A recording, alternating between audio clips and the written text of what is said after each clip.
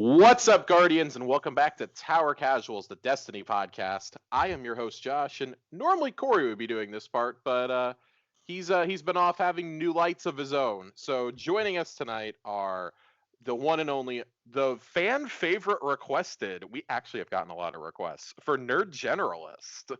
What's up, you filthy Guardians?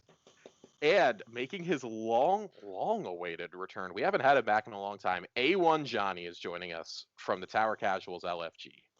Happy to be here. This is bullshit. I was expecting B1 Johnny. Yeah, I mean, I can go grab him, but we gotta settle for this guy, this jabroni over here. Gentlemen, how are we doing tonight? Excited that Banshee is finally going to be a gunsmith again for the first time in Destiny 2. He's not. They didn't bring back Arms Day, but you're on the right track there. This is like the next best thing. I feel we're gonna watch into that just in a second. We're gonna get right to the schwab. The start things off though, like we were joking. Corey is not here tonight. Him and his wife yesterday had their beautiful baby boy. So hold on.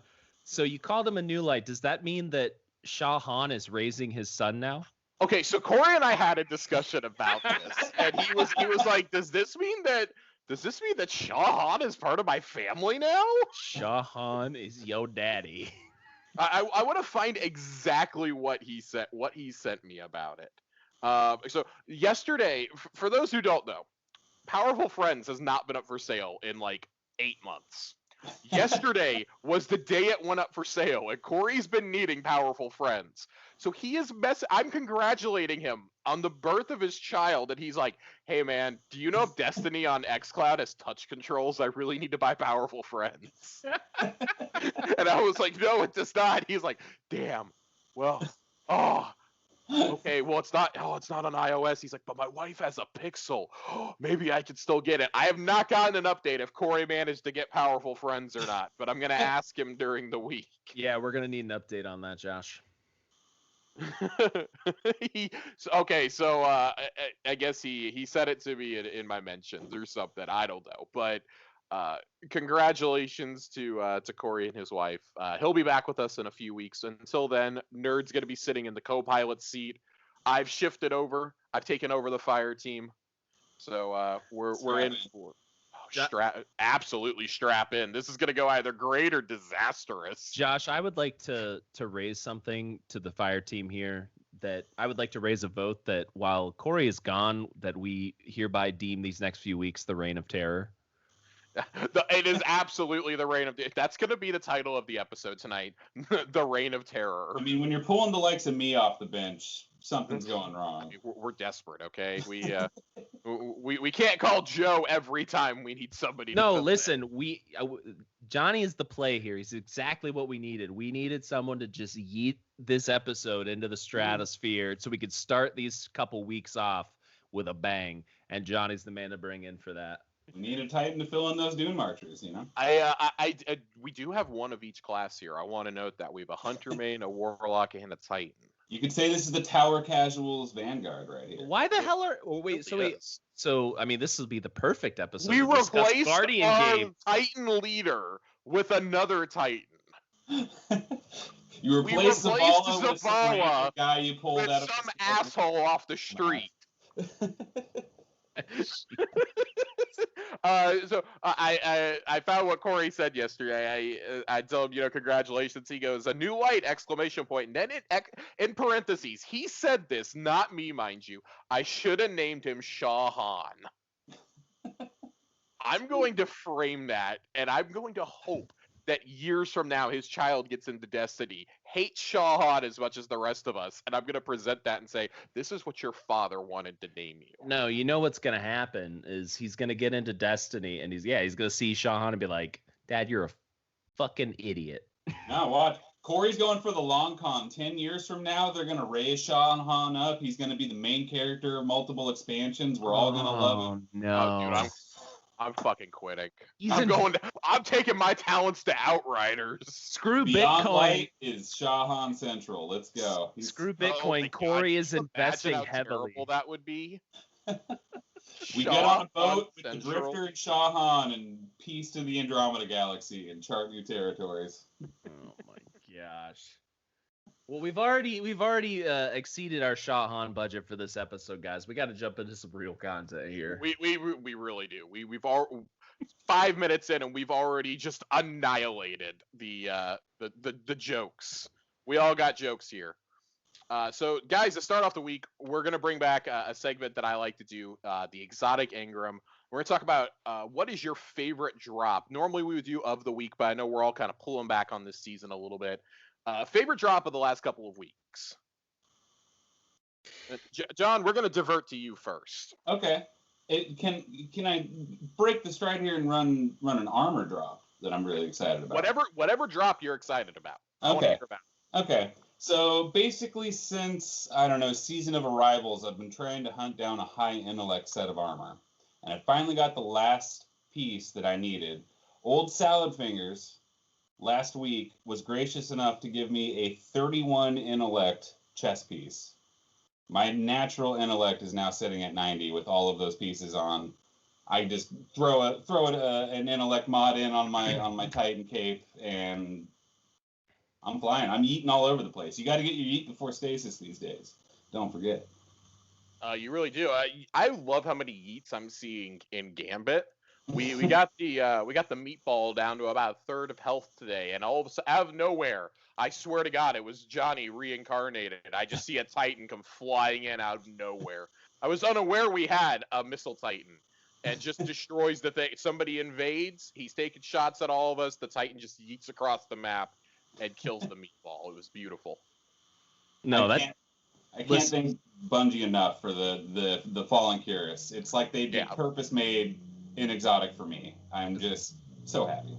As a warlock main, that shit pisses me off. It's like I go like 3 army of 1s in a match and get the other team so far down, and all they have to do is just summon their little meatball, and it's just we're just gonna throw ourselves, we're gonna suicide bomb this boss, and it's done. Ridiculous. That's why you need a divinity bitch on your side. Nerd, what's your favorite drop? So for me, it would definitely have to be my messenger. For those of you which he finally got, and we were all present for. We were on that card. We were all on the card. The no, you were not. Oh, that was my igneous hammer. This one, I happily jumped off a cliff 10 rounds in a row for. We'll get to that later in the episode. Yeah. But yeah, messenger with Desperado, Outlaw, Ricochet rounds, and a range masterwork. Way better than the I think it was, what did I get on the last one? Either Bottomless Grief or Celerity. I can't remember which one. You got Celerity's the Trials one. Celerity and then some other god-awful perk in the other slot. It was just terrible. I immediately broke it down. It was terrible. But finally, we're rolling with the messenger. I love it. It's smooth. It's buttery. It gets those kills. It's my go-to in both PvP and PvE now. Despite me not having a good PvP role, I do have a good role, but I'm so used to my first role, which is rapid hits and one for all, that especially in frantic scenarios like Control or Iron Banner, I'm usually firing at multiple targets anyways. Yep. That it's just great. I'm reloading like it's nobody's business, just dumping that damage in. I think that's the biggest difference between the Messenger and Redrick's Broadsword. Is Redrick's Broadsword was only good because Desperado. Messenger's just a good pulse, and then you proc Desperado and you go off. But you're talking to the Pulse King over here. So I've been searching for that pulse rifle that can replace my beloved blast furnace. Oh man, Ladies and gentlemen, I used to curl up at night, get into bed, pull the covers up, roll over, kiss my wife, roll over on the other side, kiss my blast furnace goodnight. That curated blast furnace just slaps so hard. It was so good. But while we're talking about pulses, though, so I know we've gotten a couple of good options since Beyond Light came out. Stars and Shadow was a favorite when it dropped last season for the first time. This season, I've really been digging Third Axiom, the Vanguard Pulse.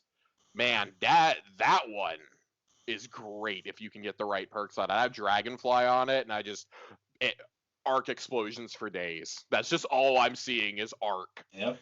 I just can't seem to get a good roll on it. I finally, so like I hadn't gotten any drops of it until this week, really, and I got like 3 back to back, and I just could not get a good roll on it. I think the best one I could get was probably Subsistence One for All, which is pretty decent. I don't know. I'm still For a PvE pulse, that's not bad. I like Subsistence a lot.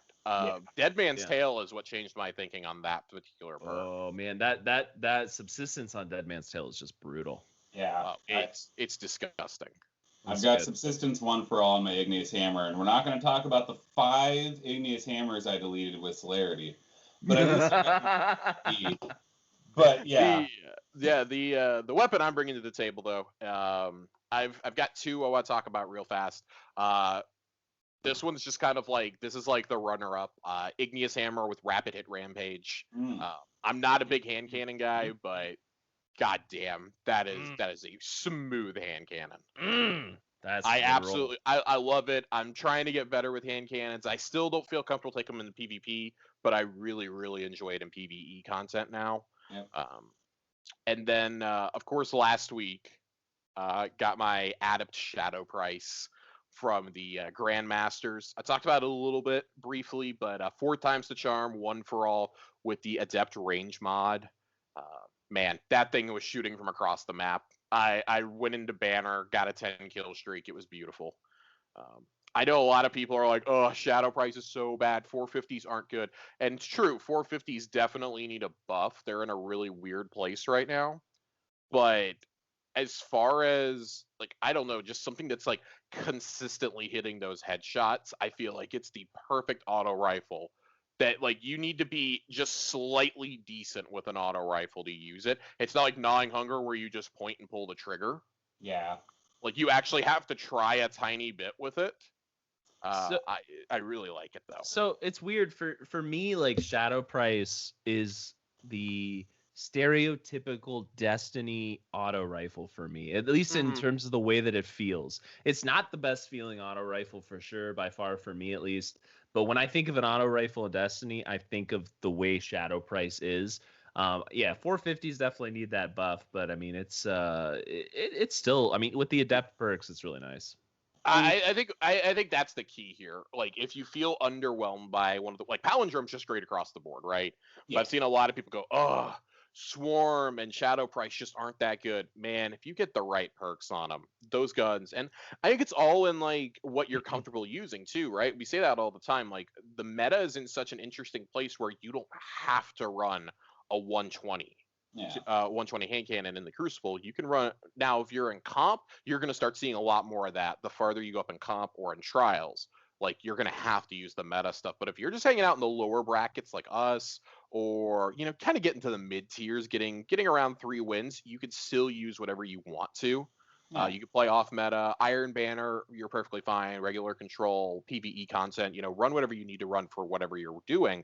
But you can largely use anything you want and not be at a significant disadvantage like in the past. They've done a real good job at the balancing. And we've said it so many times on the show, Corey and I have, that the weapons, like weapon gunplay, feels the best it's felt in such a long time that it's a shame that the abilities are kind of overshadowing it. Yeah. And, you know, on the PvE side, I know 450s, it's never going to feel as good as your summoner or your Not in Hunger, but it still does the job, especially when you have, like, in Season of Arrivals, we had the overload on the AR. I ran false promises all the time, and, you know. Like 2 bullets break the shield. And it does consistent damage to yellow bars, to oranges. Now, I typically won't have it on in that slot because, like, in high-end content, I'm usually running Divinity. Or I'll have like an Overload SMG on. The 7th Seraph SMG is still not 7th Seraph. Icolos. The Icolos SMG still unmatched if you got the right rolls on it. That Dynamic Sway is just it's a fucking laser. You know what I want, Josh? I really want a mod for your game that when you go to try to put something in the slot, except for divinity, it just gives you a big red X and a middle finger that just shows up on that slot. It's just locked permanently on divinity. It's so funny because all I've been playing, like with the exception of doing trials, like with y'all last weekend, all I've done in the last 2 weeks is Grandmasters, and I've played a shitload of Gambit this week. I'm trying to finish out Gilded Dredgen. I'm at 3 out of 5 resets, or 3 out of 5 major ranks. Finally got my first reset today. Got the 40 envoys down for the seasonal thing. I gotta do the 40 guardians next week. And it's just the light at the end of the tunnel is there. I need to win like 8 more matches. I'm so done with Gambit. I'm never doing a gilded title for Dredgen ever again. It's basically thanks for showing up.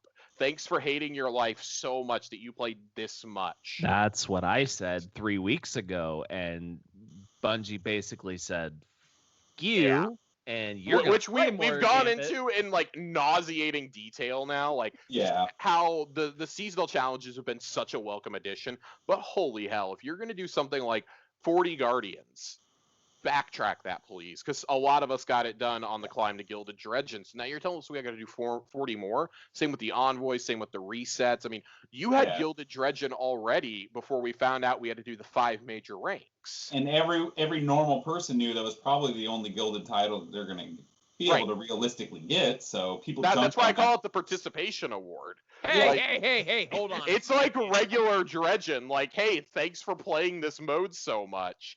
Not like, oh, Gilded Flawless or Gilded Unbroken or Conqueror. Like, you're going to see people with that. And, like, that's what titles were intended to be. Like, you're going to see that. You're like, oh, my God. Like, that dude, like, how big is his schlong?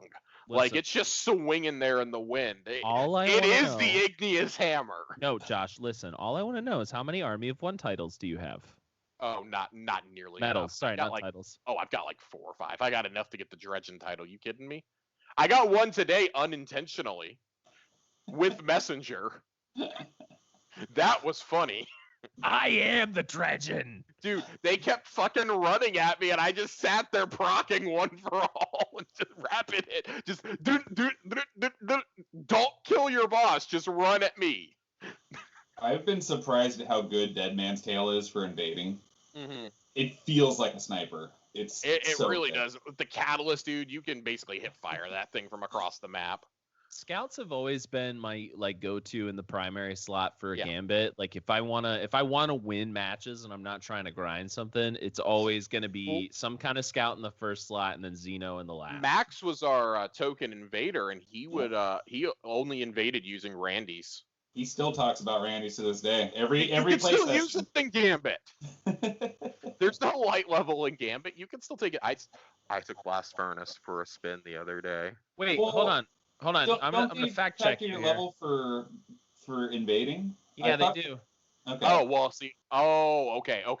See, I didn't think that it affected your light level at all. So like, I don't invade a whole lot. So weird. Gambit. We're gonna need a whole Gambit episode at some point, but we're gonna go ahead and we're gonna scoot and boogie on over to this week's Schwab. It's half great stuff, half okay, that usual boilerplate nonsense. We got there. Yeah, I got there eventually. Ladies and gentlemen, I have been drinking, so I'll drink to that. Hey, there we go.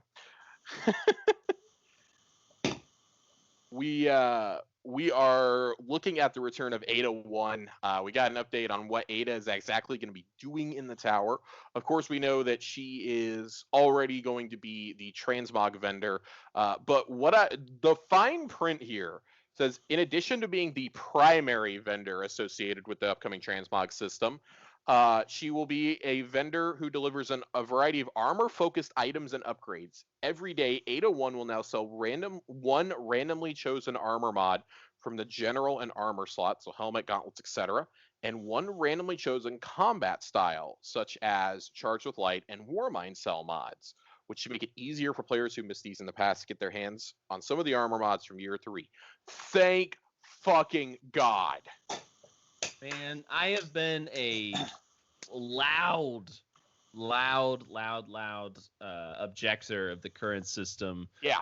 Over the last year, I can't even count the number of times I've tagged, Bungie developers and community managers and tweets about mods. I mean, this is a welcome change. Now, granted, I would have liked to have seen them open this up to be like more of a grindable type of experience. Me too. I understand the concepts between why we introduce mechanics that only like kind of reward people for logging on once a day, but like for me, this should have been a grindable thing, a long time ago. Allow me to play devil's advocate real quick. First of all, nerd, how dare you not play Destiny all year long and log in every week to get all of the mods? I mean, I feel like it's kind of on you. No, but as someone who's taken... Johnny throwing down the gauntlet over here.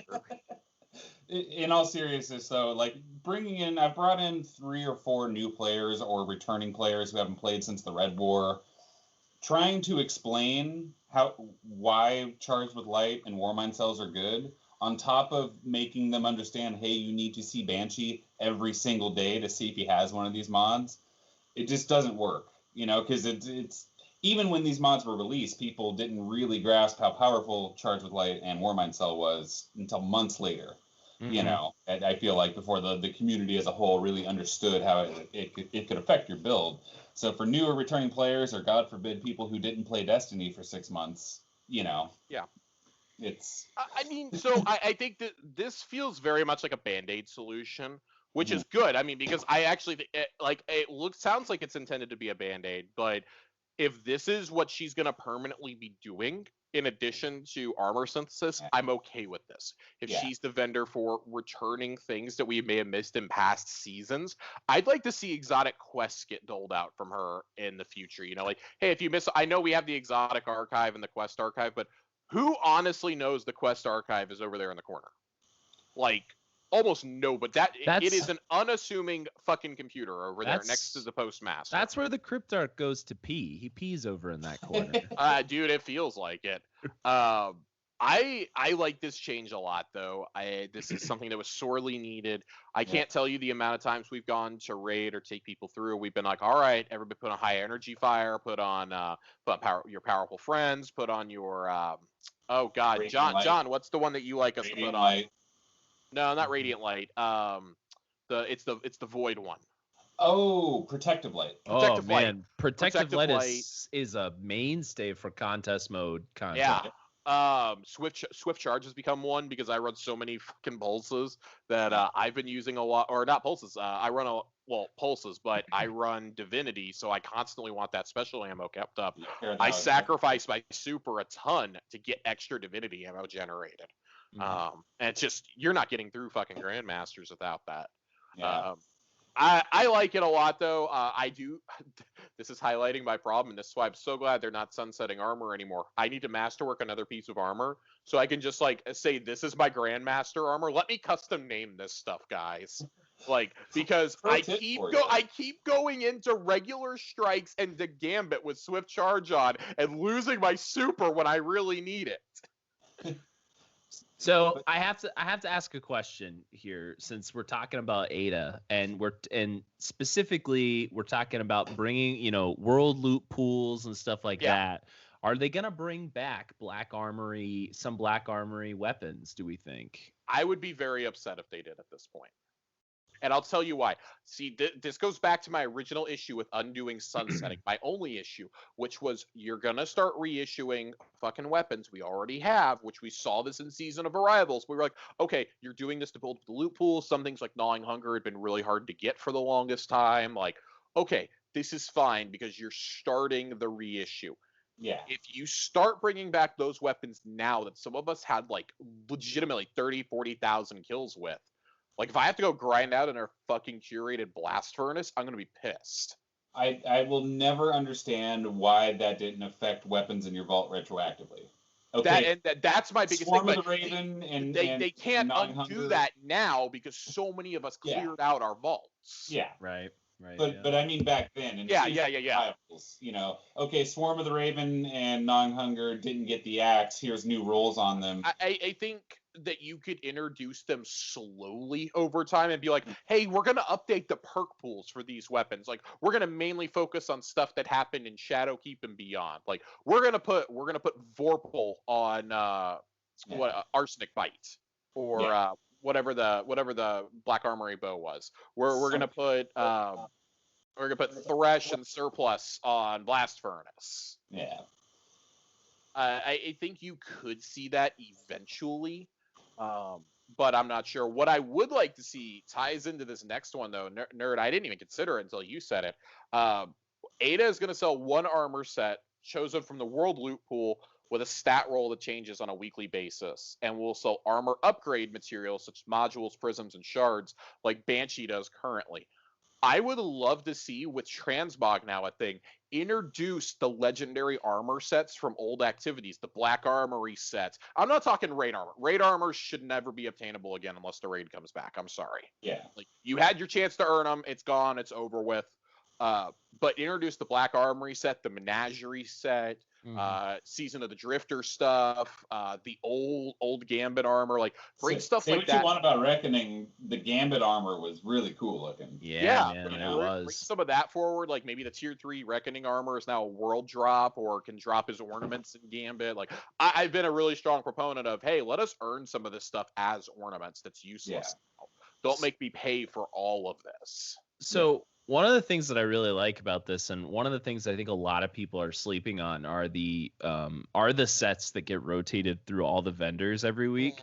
There's spicy rolls sometimes. There's a couple content creators who have started to highlight this, and it raised my attention. So if you're listening, don't sleep on those armor sets every week from Zavala, from Shax, from Drifter. Because if you're kind of just getting back into the game, or you're trying to find like one piece to fill out a build, like there's some great stat rolls on some of those. Yeah, and I think that's something that that gets lost on a lot of players who maybe don't pay the most attention to their build. You get that high stat armor out of the season pass, and that's great, and that'll carry you a long way, getting 64 stat armor. But those are kind of just across the board, around 10 to 12 stats in every category. When you get spicy rolls, like if you want a grenade-focused build, have an armor with like plus 20, plus 30 in discipline is going to do so much for you. And it's a free thing you can pick up on the tower now if you look at the rolls that they have to offer. Right. I'd like to I like this, and this is a vendor I'm going to be at a lot because let's be honest, one can never have too many transmogged hunter cloaks. I mean, look, Josh, you can, and your bank account is going to dictate that. Yeah, so I like that they're moving, it seems, most of the armor focus to Ada, so the gunsmith can actually be a gunsmith, like Nerd Generalist was saying. Banshee's going to get revisions to his inventory, which is something I was going off about a few weeks ago. I was praying and hoping for a return to Arms Day. It's not so, but I think I got the next best thing. On a weekly basis, Banshee will sell a selection of 6 weapons randomly chosen from weapons in the world loot pool, 2 weapons each for kinetic energy and power, with perk rolls on each weapon that are randomly determined at the beginning of the week. So each weekly reset, when you log in, you can head to the tower, see what Banshee is selling, and pick up a weapon you've been looking for with a roll you are excited to use. I think this in particular is great for lapsed players and return players. Fantastic. And I mean, we saw it with Arms Day and Destiny 1. We've seen it with vendors before in the past. A lot of it was in Destiny 1 though, where there would be a certain perk and it would only be up for a day or for a couple of days before a new refresh. We would be booking it to the tower, specifically watching those dead orbit hung jury rolls. I remember doing that, or like, oh, you got to go grind out, like this is what's up for Arms Day. You it's like a Suros Pulse or something. Like you got to run and do it. You got to chance it. You got to get the roll for next week because you can get a god roll out of this or something like that. Like, this is something I want a reason to go visit some of these vendors. I'd still like it to where when I do my 8 bounties for Banshee, I get some Bright Dust out of it. Yeah, because I think that's frankly a little absurd. I like my Prime, but I want some Bright Dust with it too. And I still think that there should be a way for us to do some bounties, do a bounty or 2 each week to earn an upgrade module for free. like we used to. I think those are weeklies that should have stayed in. But everything else is so accessible. I was telling John this the other night. I have an overflow of prisms. I have too many prisms. I can't reset some of my stuff. What will I do with all these prisms? I can't. What do hold I do with all these prisms? Because I've got too many golf balls too. Hey guys, if you wanna, want to know where to break in, point to Josh. Break into his house. He's got lots of prisms. Yeah, dude. So- Nobody break into my vault. That Bungie did that. Shax did it and took my raised lighter, and I'm still upset about that. So I feel like this Banshee change does two really good things. Yeah. It kind of fills the gap for the RNG that is the world loophole. We have umbrals, we have bounties for certain guns, but like I said in the past, this season I've taken 3 people who are either brand new to Destiny or have not played since D2 launch, and trying to explain to them what guns to go after, and I'm like, oh, you really like slug shotguns? First in, last out is fantastic. Yeah. You literally just hoping one drops in your inventory and that it has a good roll. Now, if Banshee on a certain reset has the quick draw opening shot or the auto loading vorpal first in, last out, I can tell people, hey, go in there and get this. This is something worth. It makes logging in on reset, going to the tower. He feels like a vendor, and that's the second thing is, most of the vendors in Destiny have not felt like proper vendors. You know what I mean? This season with what they've done with Shax and Drifter is great. I can't wait for Zavala to get the same. I feel like this is a great having Banshee as an actual weapon vendor and Ada as an actual armor vendor is going to be a big change. Yeah, I like it a lot. Do we have any more thoughts on Ada or on Banshee's changes before we get to we're our next thing on the last thing on the TWAB is going to lead into our main discussion tonight. So any more vendor thoughts? I think there are good changes. I'm looking forward to it. I think, like Johnny said, we need to start kind of stirring up the pot in terms of what these vendors do. So this is a good start. Yeah. All right. Well, the next thing addresses a very, very sore topic. Something close to home for all 3 of us. We've all gotten very disappointing rolls on guns in the past. Celerity and Bottomless Grief have really hit an all-time high over the last season. It used to be you didn't hear too many people complain about it because Trials was so inaccessible, really, before Beyond Light in a lot of ways, and then it's been down so much that you didn't really have time to complain. Well, now that people are getting messengers and igneous hammers with celerity on them, they're very upset. They're getting palindromes with Bottomless Grief. One of the solutions, shadow prices, perhaps, on the only Grandmaster you've done this season. Poor John.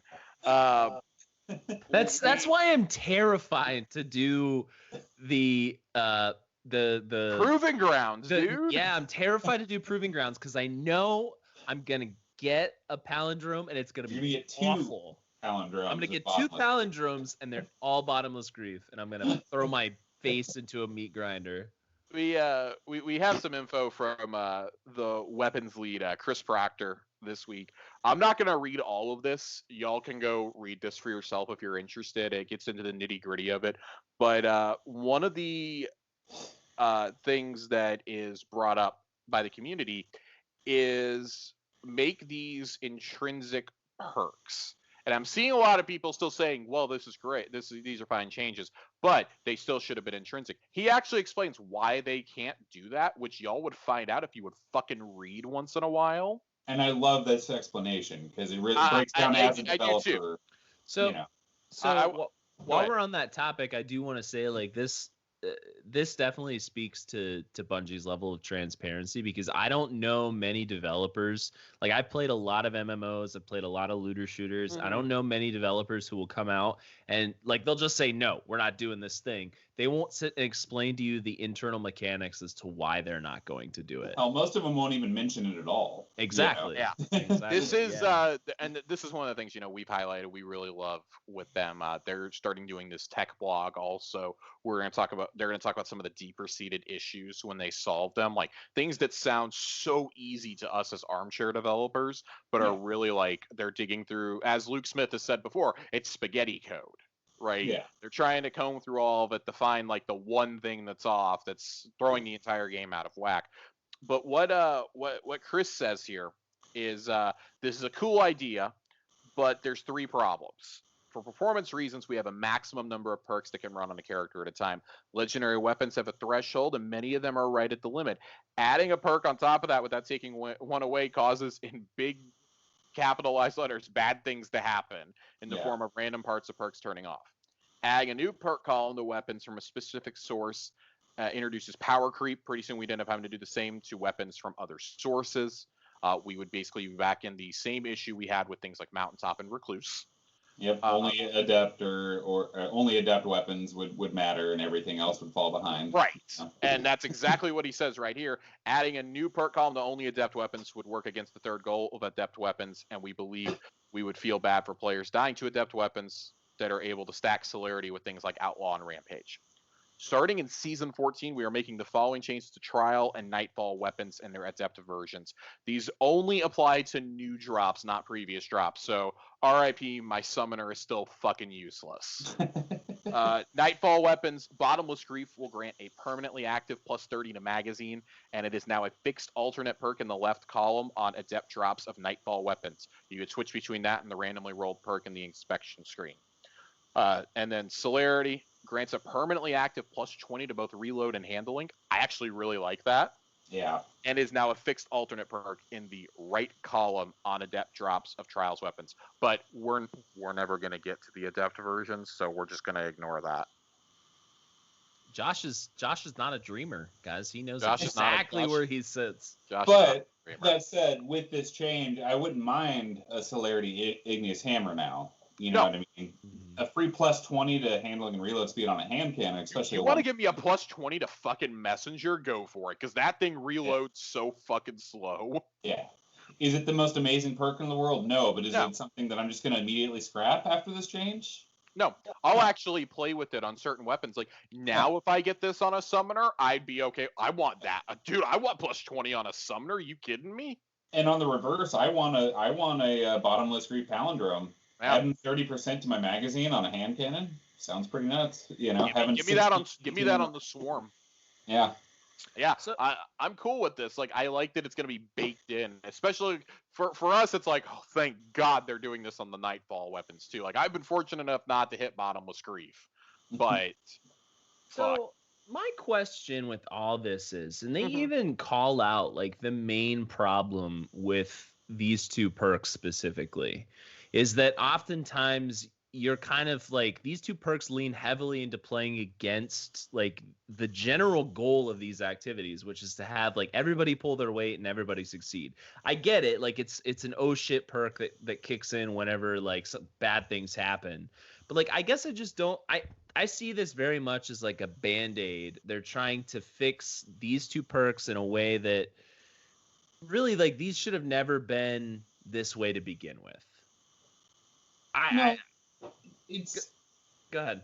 To offer a little bit of pushback, I get you, and now that we've had time to play with it, we know that Celerity isn't, you don't want to roll around with a perk on your gun that's like, hey, if my team dies, I'm gonna have that moment to clutch it. The idea was cool, but in practice, are you gonna take the 1 game of Trials on your card where you're the last one up, where you could clutch a 1v3 because you have Celerity procced? It's an interesting idea, and while it does seem weird looking back on it now that we've had 6 months to play around with these perks, or 3 in the case of Bottomless Grief, personally, I would rather see them take chances on doing weird stuff than giving us more Outlaw Rampage. I 100% agree. I mean, I think we're inundated with perks that focus around damage increase and stability increase and stuff like that. I love that they're taking chances. I just want to know where in the game, like in the play testing process, or where in like kind of the design process, that this, like, someone didn't ask the question, like, does this kind of go against the core concept of working as a fire team and like trying to complete these activities? Like, I'm glad. I think these are great changes. I've been saying for a long time that these should be intrinsic perks. There's actually a few perks I think that should be moved away from the perk pool in either intrinsic or like mod based. And these 2 are definitely 2 of them. Yeah, I think this was a no-brainer change. But that's going to lead us straight into our main topic tonight, which is... Let me refill my drink. Trials of Osiris. We chose to have the conversation this week because Nerd and I have been sticking it out the last couple of weeks in Trials, and I've actually been playing Trials with Johnny for about a year now since its less than glorious return last year, and it has yet to reach those Destiny 1 heights as like this fabled, incredible PvP experience that it was when it first came out. I mean, our friend Matt he's the only guy I know who's ever gone flawless. He used to be so excited and would log in right at reset on Friday to run and do Trials right away. The thrill of trying to get to the lighthouse, like even when he was LFGing it, was just an awesome experience. Like hearing from him wearing that fucking Trials armor around the tower, it's just like everybody was like, oh my god, like this is a god walking among us wearing all the Trials stuff. Trials, since it came back in Destiny 2, like we've covered before, but I brought in two guys who have been playing it a lot this season specifically to share the good and the mostly bad about the mode. We're gonna talk about a lot of things tonight, just like we did Iron Banner last week. We're gonna talk about the loot pool. We're gonna talk about rewards. We're gonna talk about progression, and we're gonna talk about why people just keep diving off the edge of the map for the bounty. I guess let's start there. Let's start with some of the good. Introducing the bounty in Trial or Season of Arrivals. No-brainer move. Absolute no-brainer. Yeah. I mean, it's the only way so many of us, so many people, I don't want to say us, but so many people out there have had an opportunity to get any of this loot. I mean, there's some people who, believe it or not, are actually worse than me. I find that hard to believe. But there are people out there who are actually worse than me at PvP who would have no chance of getting any loot otherwise. Yeah. And it's as the population goes down, and Trials population, no matter what you're going to do, is swell. It's going to swell, depending on what's up for the third win, how long that loot pool has been there, what map it is even, what's going on in the current PvP meta. It's always going to swell. And when we had a weekend like 2 weekends ago when Igneous Hammer was up and we had almost 500,000 people in the Trials playlist, it felt great. That's the best I've ever done in Trials. We almost got to 6 wins, me and my team. Other weekends can't win 2 games in a row on a card when there's 120,000 people there and they're all just the best 2% of the community. It's unfortunate that they can't do something to motivate normal people to go in there to do anything other than jump off the cliff. Well, in regards to jumping off the cliff, because I saw people, saying the meme back in Arrivals and during Beyond Light's launch, and I didn't think anything of it. It wasn't until I want to say it was Igneous Hammer weekend. You, me, and Matt logged in, Nerd, and we had a team that was running and jumping off the cliff, and I was like, we're just in round 1. Like, these guys, if they would just try, could probably come away with a little bit more progress than just jumping off. Like, even if you try, if you can take a round or 2 away, that's bonus progress. That's a few rounds where maybe you don't have to do that. And, like, I get it. The idea of doing a competitive mode is so daunting for some people, but, I think that in a lot of ways, with the bounties, with the repeatables, and especially with the weekly, they've been pretty generous with those tokens. You can usually, if you're at least trying as a fire team, you can get, because there's been plenty of times when I haven't hit the 3-win milestone, I've been able to not only get my drop from the bounty, but I've been able to go and get another drop from Saint. Yeah. And if you have a tiny loot pool of, all you have in it is Igneous Hammer or Igneous and Messenger, you're gonna come away, chances are, with something you really, really like, especially if you're only playing on the weekends when there's a weapon like so many people are doing. Like, when it's an armor weekend, it's just the people who want to look cool. But when it's a weapon, you actually, I think, have a better chance to progress because you have so many casuals in there. Chances are you will match up with somebody, at least in the first round, who's worse than you. Yeah. So before we talk about we did just talk about the jumping off the cliff, but I do want to point out one more positive aspect because I'm gonna have a lot of negative things. Yeah, I want to get all the positives out. I want to make sure that it doesn't sound like I'm just gonna doo-doo all over Trials, but I feel like the loot pool for Trials is just awesome.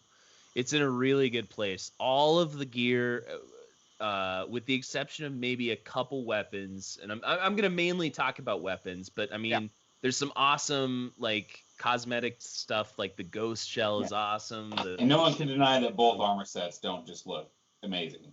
I have thoughts on the armor set from like the newer armor set, but the older armor set specifically was awesome. But here's the thing, they're unique. And that's the big point that goes for all of the loot is it's all very unique. All of the weapons feel different. They feel unique. They feel powerful in a different way that the other gear doesn't. Certainly feel more powerful than where Grandmaster loot is right now. Like and they have an identity. That's Trials loot. Yeah, you definitely know it, and it's worth. So I mean, the reason why we're going to be talking about this is because there's a lot of problems with the game mode, but the loot pool is so good. We're all willing to go in there and try to scrap and find our way to get some of this loot. And I think that's where the problems start. But I do want to call out and say, like, the loot pool, I think, is awesome. I love some of the weapons. The armor looks great. It looks unique. Like, kudos to the team for filling that out. Yeah. Yeah, I like that there's a ghost, a sparrow, and a ship that are obtainable. And the ghost, you have an increasingly better chance at getting it at the 3, 5, and 7 win milestones. So you don't have to go flawless for that. The ship, I believe, only drops from the flawless chest. Yeah, it does. And the sparrow, I have no idea, frankly. I Sparrow's remember reading it once. Sparrow's same thing. Okay. I think it's cool that, because to me, like, those cosmetics should be a point of pride. Yeah. Like, they've made the armor mostly accessible to all of us, even offering the helmet and the chest piece, which are usually the two that people are chasing, accessible at 3 or 5 wins. It's fine. It's never going to be glowing. The real people. It still looks awesome. Like, if you don't think that this Trials armor, I really liked the Trials armor we got last season or last year. It was the D1 Trials armor. A lot of us had a lot of special connections to it. For me, it was fantasy fulfilled because I didn't have a fire team in Destiny 1. Right. And so it's like I never got to play Trials. And I'm going to circle back around to to the armor from last year when we get to our negatives. Yeah. But I think already making Igneous Hammer available to everybody has been a great move, because that was something when they showed it, I was like, oh, that's going to be one of those. They're only going to do it for like one weekend. They're never going to offer it for 3 wins again. It's not going to be till next season. And that was totally a mea culpa in my mind. Like, I would definitely say that I was of the mind, same thing as you, Josh. Like, we are not getting Igneous Hammer except maybe 1 week a season. It's going to be right at the end. Like, they want to make that item be exclusive. I think that was a mea culpa for me, because I was honestly waiting for them to throw it out there like next weekend or something, like middle of April, when you're already, like, people have dipped for the season, they're taking a break before they maybe come in for Guardian games or something, and then they throw it in there to bolster the player base right before that next weekly reset. Well, DMG even said that they adjusted the loot pool for the remainder of the season to reflect all of the weekends that it was down, to make sure that people on our end of the card and the people on the Adept end of the card both have a chance to kind of get everything. Yeah, I like that. I like the idea of the weapons being much more accessible and making the armor maybe, like, outside of gauntlets and arms, maybe making the armor a bit more rare. Like the chest piece, for example, the great bane of my existence, the chest piece from last year, only was up for 3 wins one time, and I'm so sorry, Josh. I was not able to get a fire team together to get it. I'm still very upset about it. Bungie, drop them as ornaments, please, for the love of God, drop them as ornaments. I do think they've been really generous. Like, across the board, the loot, I think, is the one thing, like, especially keeping the weapons in it from last year was a really, really good idea. With new perks. Yeah, the new perk pool rolls on them. I'm still holding out for another summoner sometime. I'm so tired of fusion rifles. But like the Trials rocket launcher from last year can run lasting impression and chain reaction, and what's the one that boosts the speed? Impact injection? I don't remember what the name of that perk is. I want to say yes. Yeah, but they're all good. Like, literally every one of those weapons, I think, is like almost a best in class. Yeah. Like that's what I was saying. Yeah, I mean, like every one of those Astral weapons still is unique. tears me up. Astral Horizon is still killing.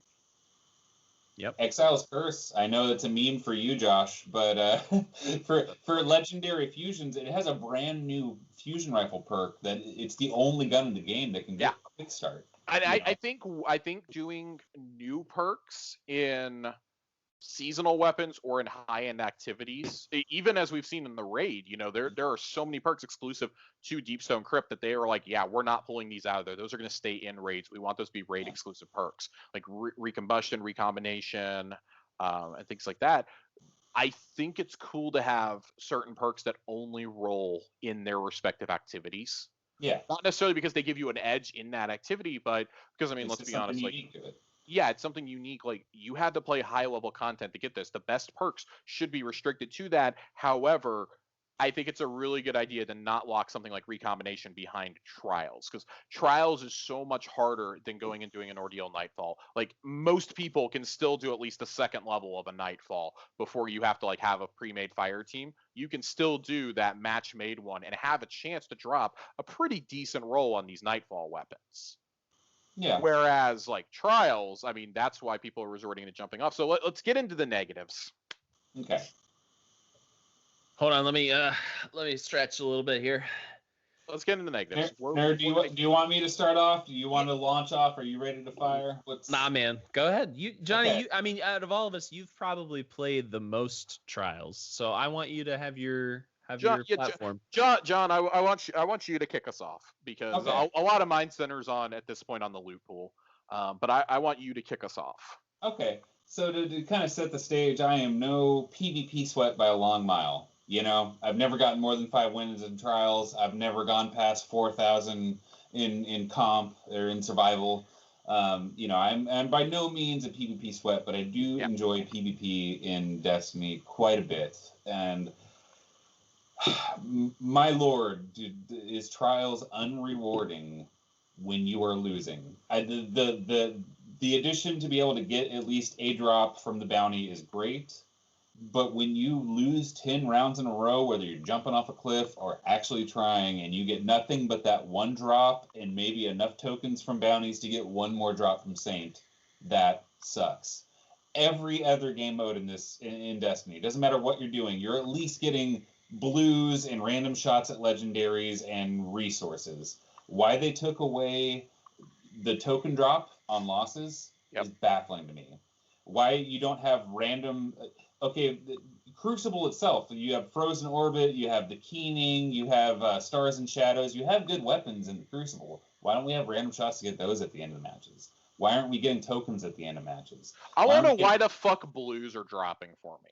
Yeah, it's just baffling. I've had weekends where the population is down, and me and my team are actually going out there and trying to at least get to 3 wins, and we can't do it.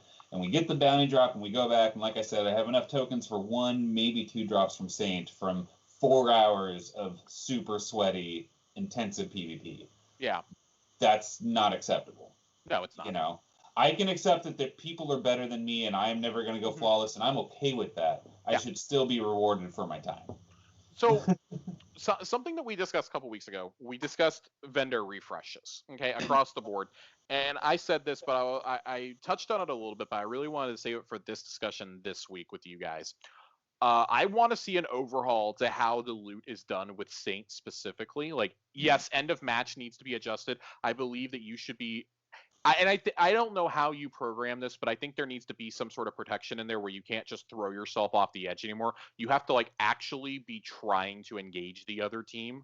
Maybe the game recognizes it or something, or you have to be in it for a certain amount of time. I don't know. I think there's got to be something there. But if you're I think you should be rewarded for trying with something. Like John said, whether that's a crucible weapon or a shader even. I think there needs to be something that a couple tokens. Josh, we brought up the idea before while we were playing of throw last year's armor set as a random end reward. I still think last year's armor set needs to drop. Destiny 1, even though I never got to play it, I know that in Destiny 1 they had an armor set that was just kind of a generic set, but it was still Trials armor that dropped at the end of the match. I would love to see a generic set, but drop the actual trial set as already bona fide ornaments that you can put on anything. So that like you're walking around, you're strutting your stuff all the time on anything you want. You're putting it on over your raid armor. You're wearing it in every activity, letting people know that this is what you got. You shouldn't have to pay to transmog stuff from an endgame activity like that or a raid. Yeah. I believe that should drop automatically as an ornament already, or it should unlock in your collections as an ornament. Like if you want to wear the real armor, go for it, but the first time you earn it, it's there as an ornament already in your transmog menus. When it comes to Saint, though, it baffles me. It's just fucking baffling that they take your tokens out at the end of every week. Yeah. I don't understand that. I don't understand. Like, John, you actually were unaware of this until a couple weeks ago when I brought it up to you, that you lose your progress towards another level up with Saint every single week. It resets to level 1 every week. That is inexcusable. Yeah. That is frankly inexcusable.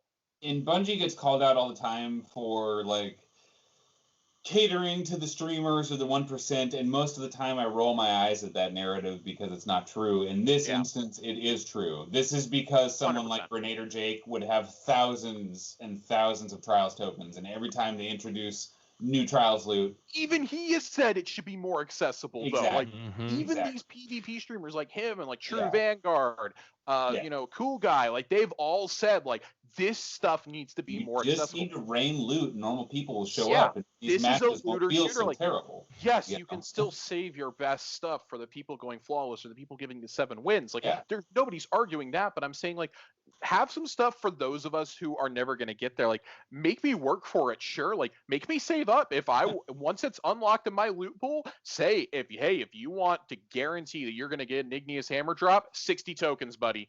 Pony up 60 tokens.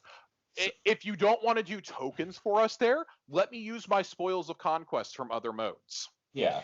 Or make it universal. Because there's a finite amount of those you can earn every week, and I feel like that would still be rewarding. I'd rather use those there than at the end of the raid. I've got, with the exception of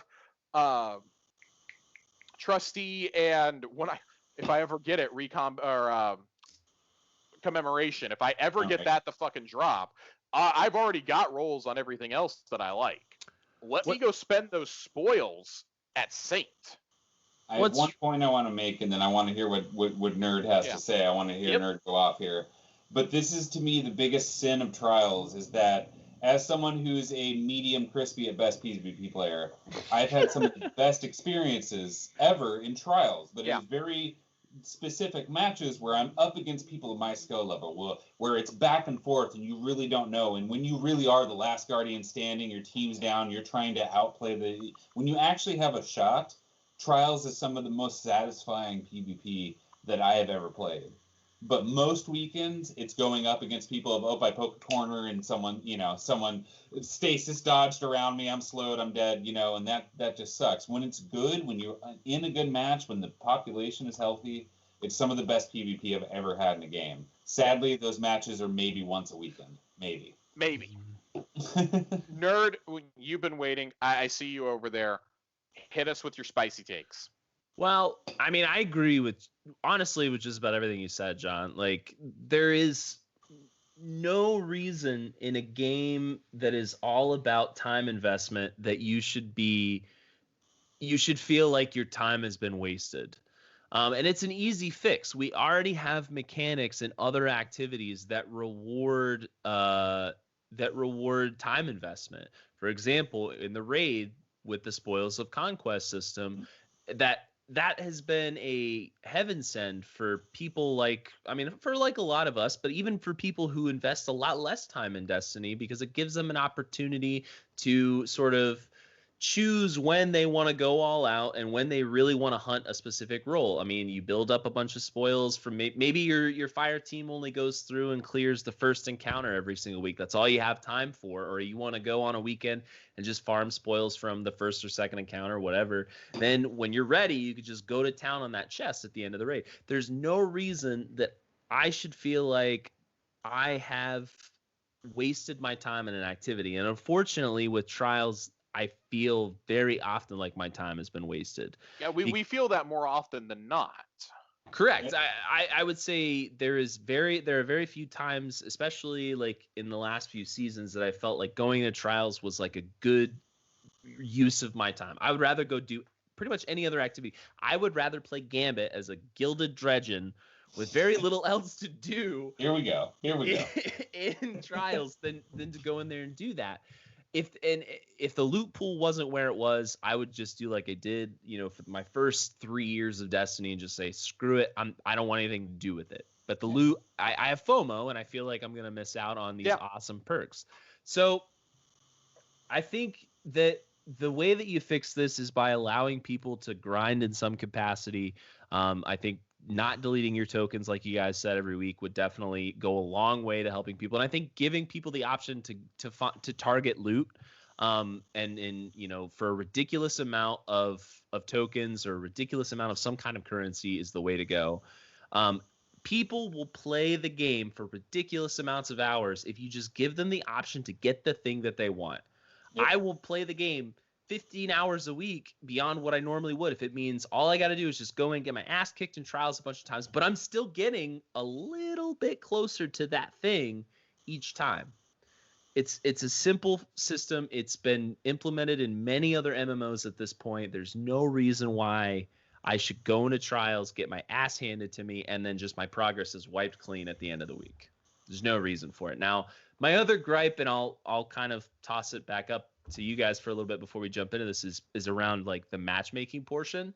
But in terms of loot and rewards, like I'm with you guys on what you've said so far. Yeah, it's like I said, it's just unfortunate because when it's good, it's some it's the best that's out there, and when it's bad, it's shut your Xbox off unplayable. You make a perfect argument because like when the three of us were playing a couple weeks ago, I think it was during the Igneous Hammer week, and there was that match where we were up by 4 rounds against people and then we lost. The other team came back and beat us and won the match. And then towards the end of our run, the same thing happened, except we were the ones who came back.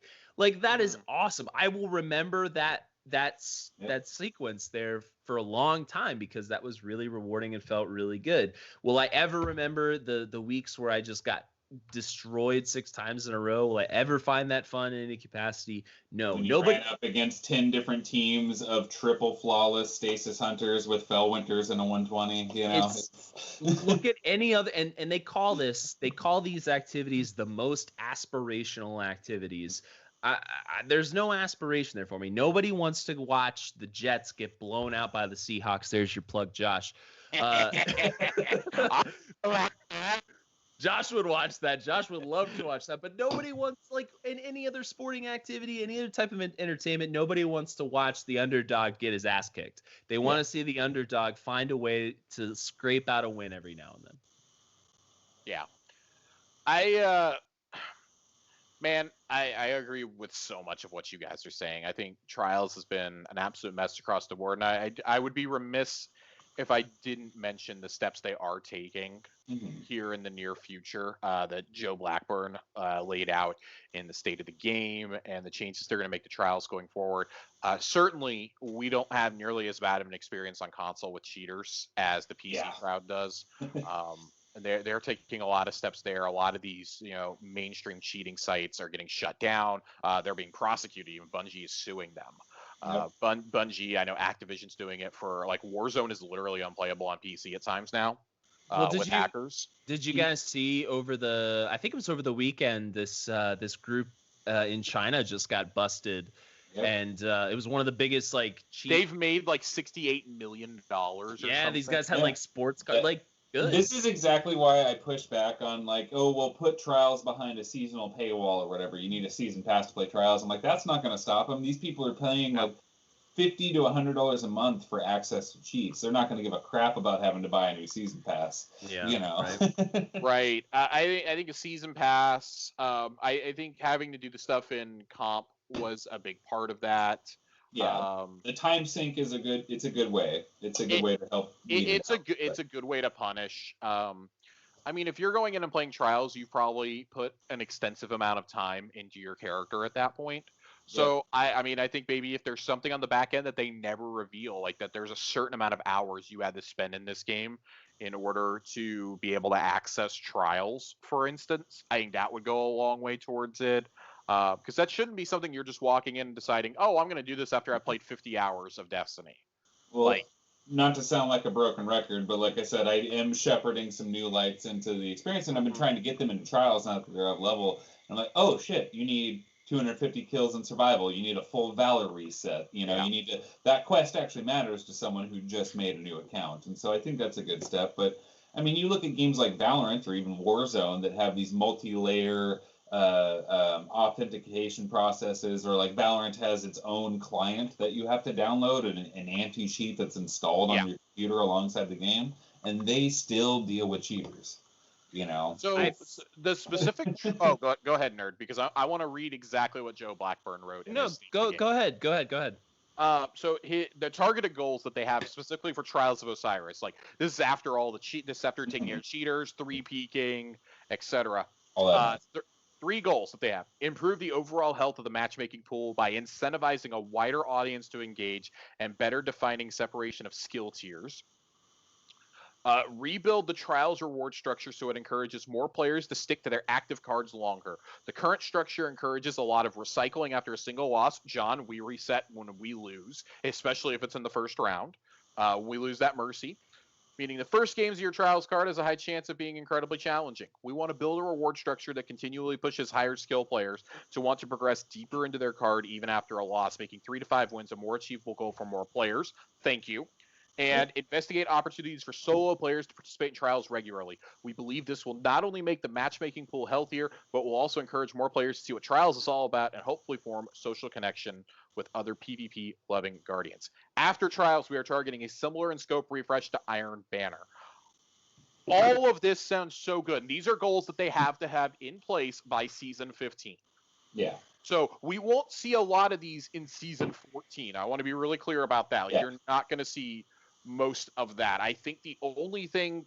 Oh, no, 3-peaking isn't even being done until Season 15. Like, they know this is going to take a long time because right now they're focusing on nerfing stasis and getting it to a healthy place in the Crucible.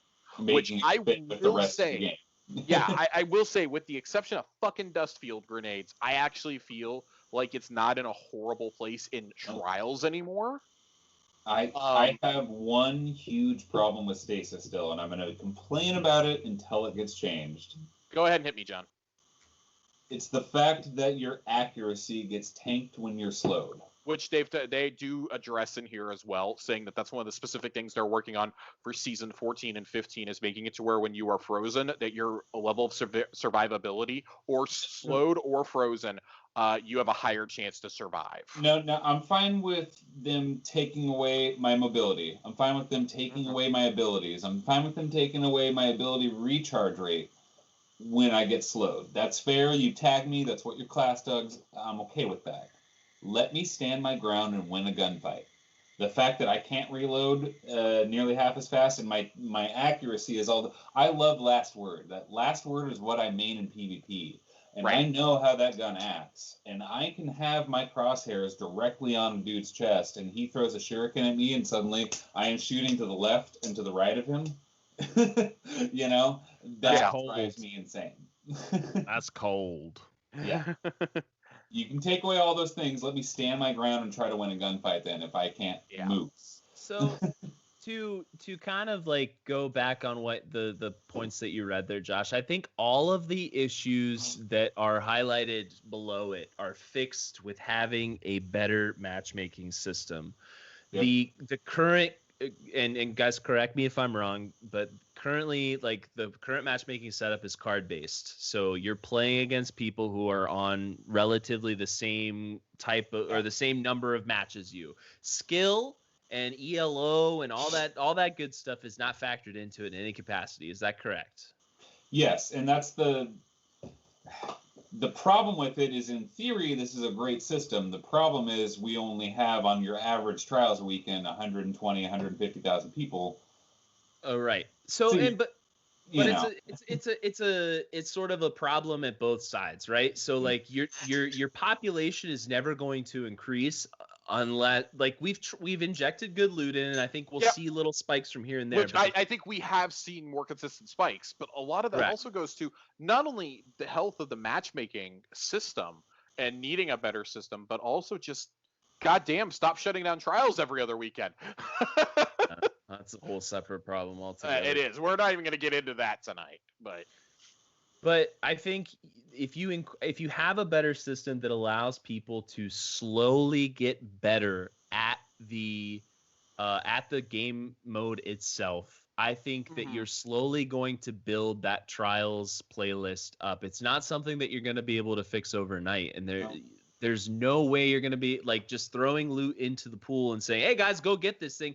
It's going to result in people taking the path of least resistance and doing the quick and easy thing, which is jumping off the cliff. Yeah. You have to incentivize people to go into the playlist, stay in the playlist, and build up their skills and get better. And the only way you do that is matching them against people who are of similar skill or of similar trials experience with them. And I think the best way to do that is to either base it on skill or base it on the number of times you've gone flawless within a specific period of time. I just don't see any other way around building a playlist without improving people's skill and their ability within that playlist. Yeah.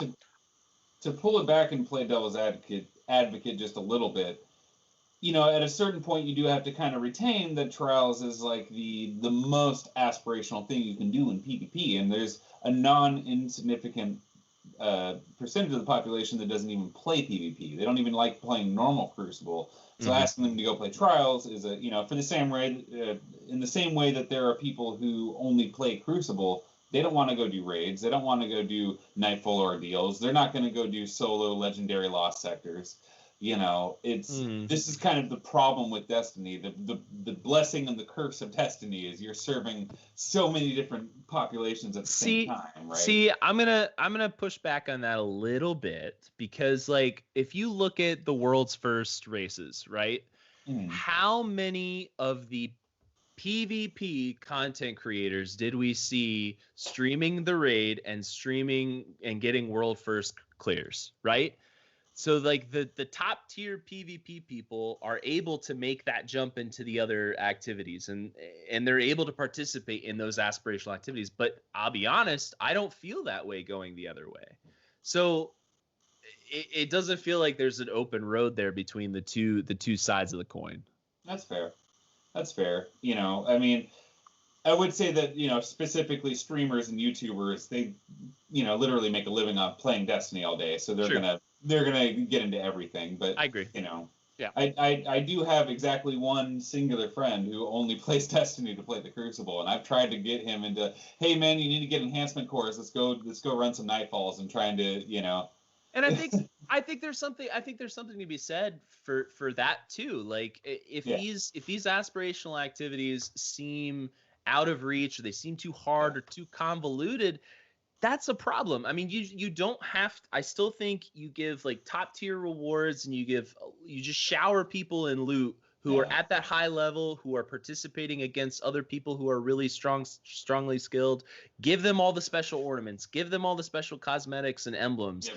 But there's no reason. Glowing cape in the tower, that guy's There's no reason why I should have to go in there and just like feel like I'm fodder for somebody who has a double unbroken title. Yeah.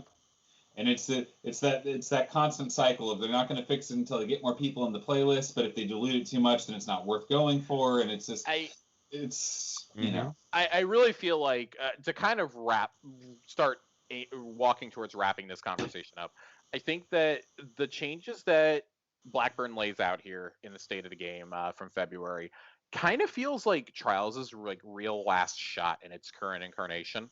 Because they took it away, they didn't have it in here. They did Trials of the Nine, which we're not even going to talk about how bad Trials. You don't even talk about Trials of the Nine. And then they were like, we're not bringing Trials back. We want to make sure it's the best experience possible. It launched to very, very lukewarm reception. It was terrible its first season.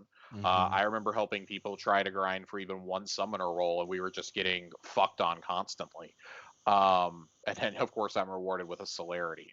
And that was before Stasis. That was before Stasis. That was before Stasis. That was before the bounty. The bounty definitely made the playlist a bit healthier. I'll say that. So like we were getting at least Friday night, you have the odds of facing real normal people and not just, And then stasis happened. And after one season of it feeling okay, stasis happened. We've gotten better loot now. Stasis has been nerfed a bit. It feels a little bit more fair. I mean, I feel like we got to the third match pretty comfortably a couple of times the last few weekends. Mm-hmm. And a lot of that's because weapon weekends, I think, are always going to be a bit easier. Like I said, it dilutes it a little bit. When the sword is up, that's going to be the easiest goddamn weekend to get the 3 wins you've ever seen. Oh, man. I promise you. That chain reaction sword is going to be, it's going to haunt me until I get it. Can't get celerity on it. You know, I think there's a healthy way to do a solo playlist. I think Iron Banner Freelance was really a testing ground for that. Yep. And Survival Freelance before. Freelance also. I mean, Survival Freelance, I coasted my way to Recluse in one afternoon. Josh. And I'm terrible. I do want to point out one more problem, and I know you're trying to wrap up, but I really, really want to get this out there. I have a really huge problem with having aspirational activities like this that are very focused on winning and trying to play at the top of your ability and mesh with your people, and giving us bounties that require us to get 10 solar grenade kills or 10 arc kills.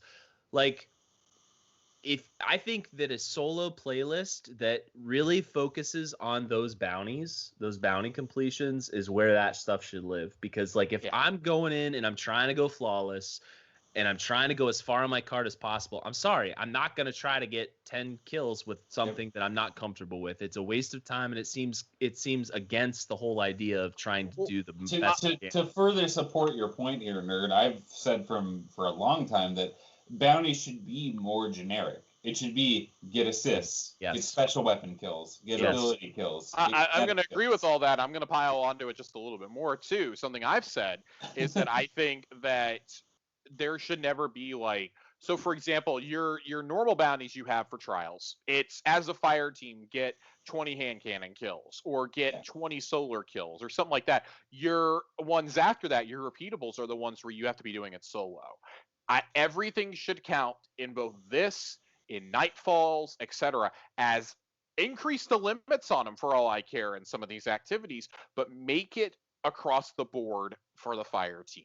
That everyone is progressing towards it, so that way you don't have people working against each other. I can't tell you the amount of times I've gone to go do a Nightfall, go do like a hero level Nightfall, and I've like people are just in there trying to do bounties, and I'm like, oh my god, if you want to do bounties, go to the fucking Vanguard playlist. Get out of the Ordeal playlist. You're not even killing champions. You're trying to run past everything.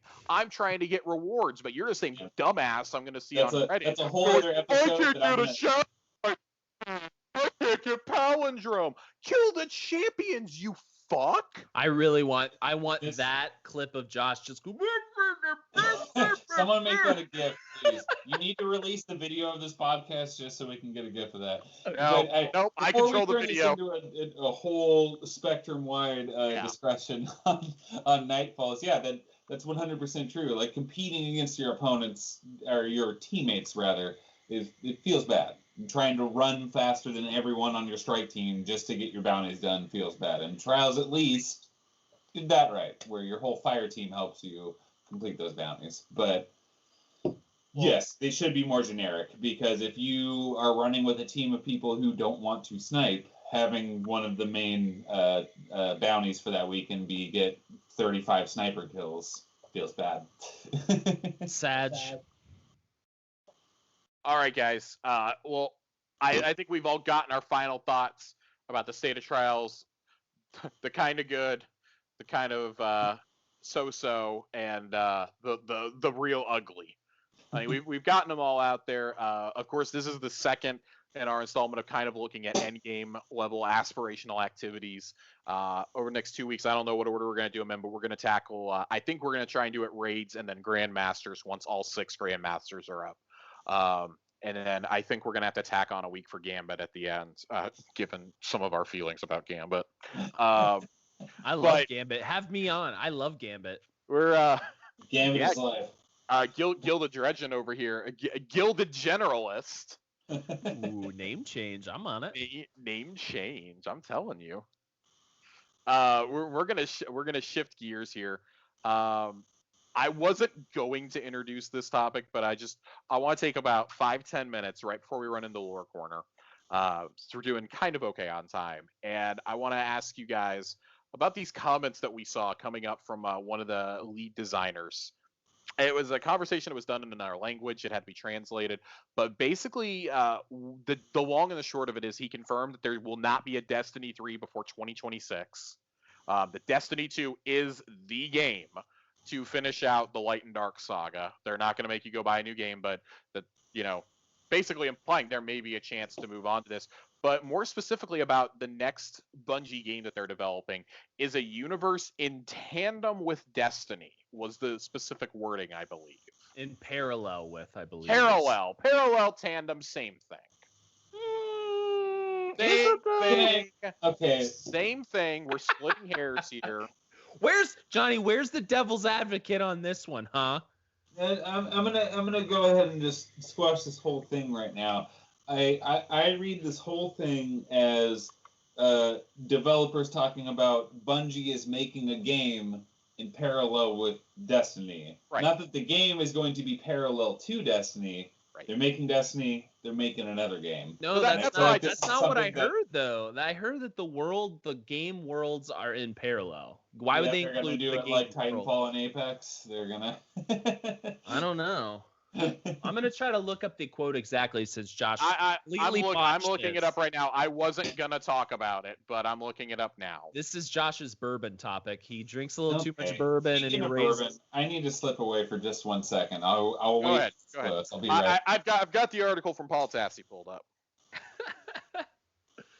So, looking through here, design director Jacob Benton was asked about Bungie's next IPs, and one in particular seems to be a huge project they're lining up first.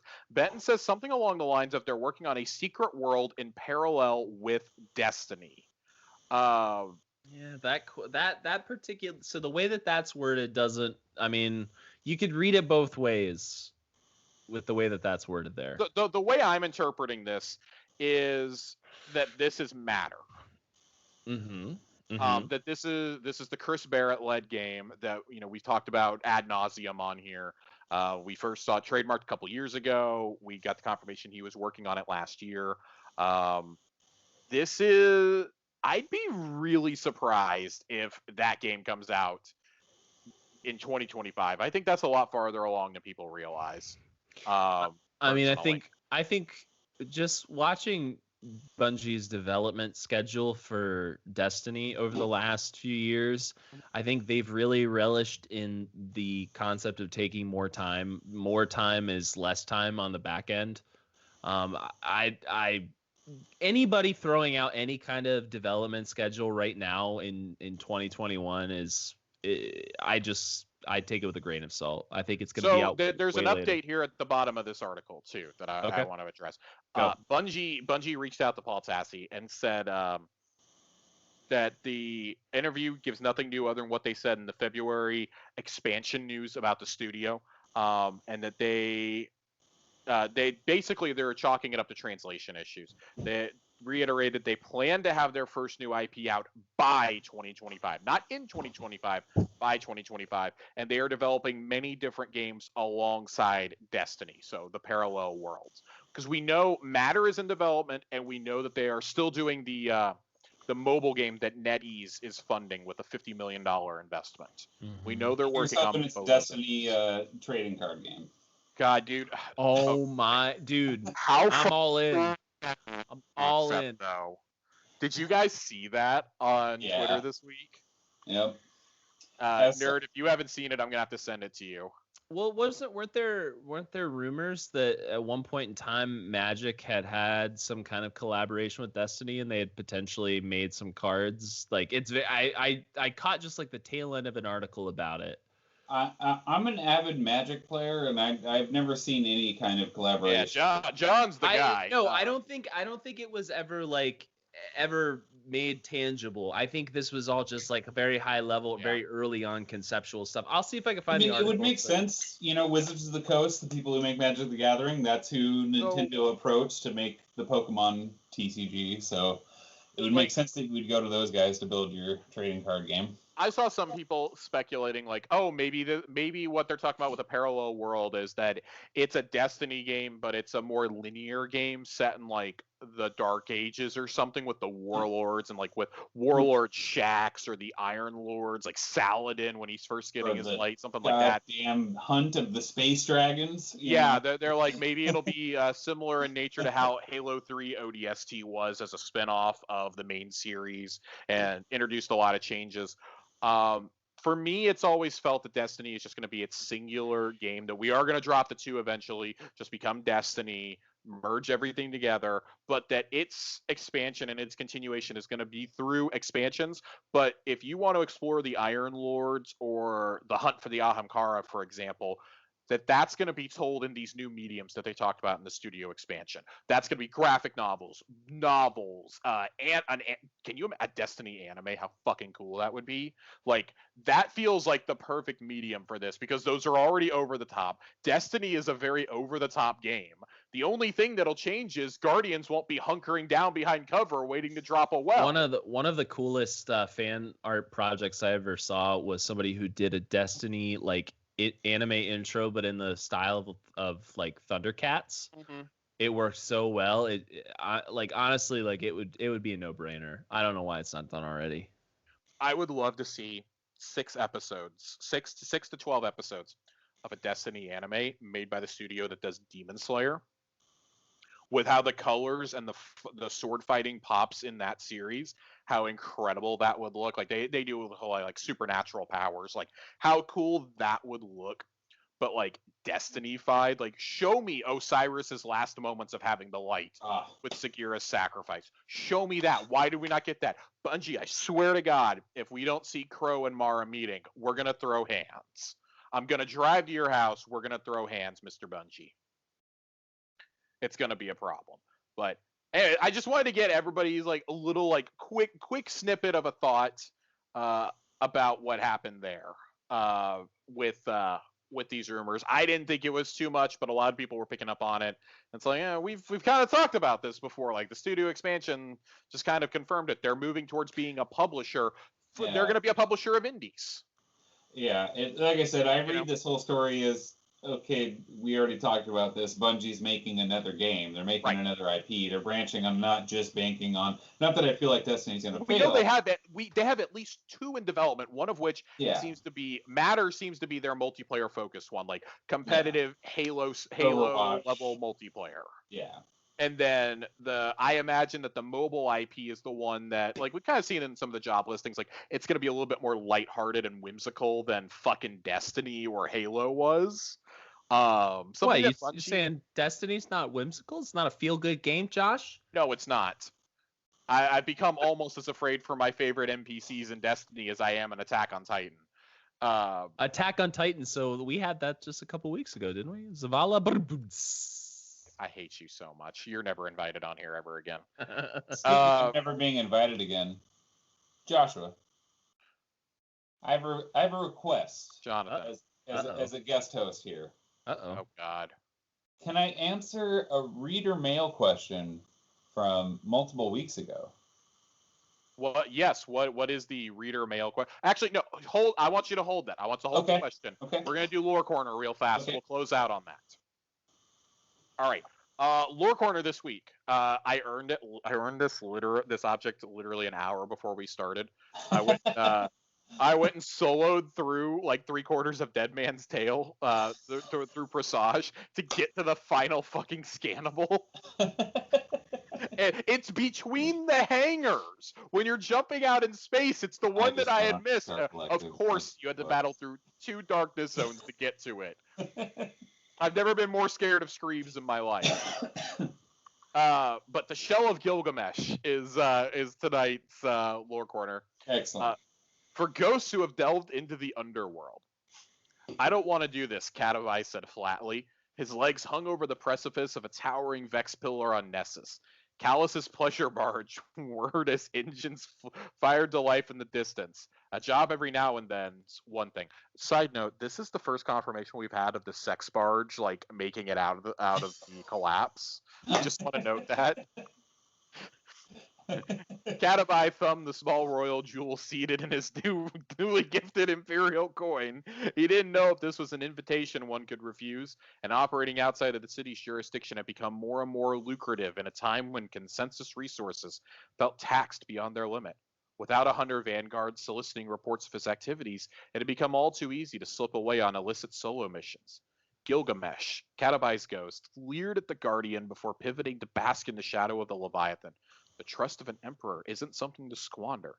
It was a trust Kata and Gilly had fought hard to obtain, tracking game through the jungles of Venus, poaching strange quantum jellyfish in the storms of Saturn, putting down Red Legion traitors, anyone seeking to corral Callus and his loyalists into a paddock for Keidel's judgment. Catabai's hunts had always been painted against the grand planetscape of a wild frontier. He wasn't a fan of fish in a barrel, and he didn't want to become one. Something about sitting in a Cabal cruiser in empty space felt awfully like a sealed barrel surrounded by ocean, locked in with nowhere to run. More like I'm the only one listening to his ranting. Catabai pocketed the Imperial. His kid is making him antsy. Probably reckless, too. I swear the Reddies were gunning down, or just anyone Callus can find with a name worth taking, he stated nonchalantly. Is that so bad? Used to be the only difference between Reddies and Callus's boys was politics. I don't mind throwing some political lead downrange so long as it's isolated, but this is the dark, little buddy. Feels wrong. Feels like something we shouldn't mess with on our own. You can accept his offer and crew up, or take your sorry self back to the city and wait for orders from an empty chair, Gilly sneered. Think of what we could learn. Those wannabe godslayers chasing stasis on Europa had one thing right. Power decides the future. We should have been there to take it with them. A Voyage to the Darkness isn't the story I was hoping to retire on, Catabai chuckled, before continuing. Or maybe it is. I've been tired lately. The light is getting thinner, Catabai. I can feel it. Sharing space with something else we've yet to tap. Gilly swung around to face his guardian. We need something to fall back on, friend. We've been around for a long time. We've always been told to mind our steps, stay in the sun, right? But what happened the second we started to choose our own path out in the shadows? The hunter looked to his ghost. We got stronger, richer. Gilly had a nose for this sort of thing. Every time Catabai had listened to him, Gilly had led him to a new discovery, a new power. He taught him to wield the arc staff, taught him to dance through the shadows. These discoveries had their prices, their scars, their lessons. But what are scars to an immortal?